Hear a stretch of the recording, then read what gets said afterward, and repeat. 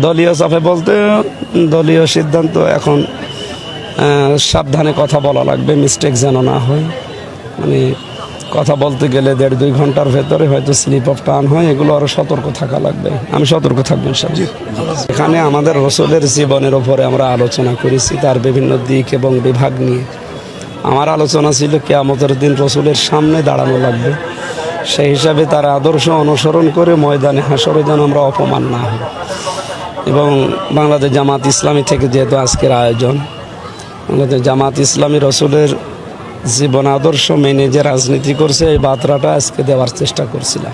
ফাত্তাবে আবাদ আল আজম যে হাদিস পড়ছিলাম, এটার মাধ্যমে যে ইসলাম কায়েম করা এখন বাংলাদেশ জামাত ইসলামী এই সর্বাগ্যে আছে। সুতরাং হাদিস হচ্ছে, যাদের দ্বারা ইসলাম কায়েম করা দ্রুত সম্ভব তাদেরকে তোমরা সাপোর্ট করো, ইত্তেবা করো, অনুসরণ করো। এটা জাতিকে মেসেজ দেওয়া হয়েছিল। আমি দলীয় চাপে বলতে দলীয় সিদ্ধান্ত এখন সাবধানে কথা বলা লাগবে, মিস্টেক যেন না হয়।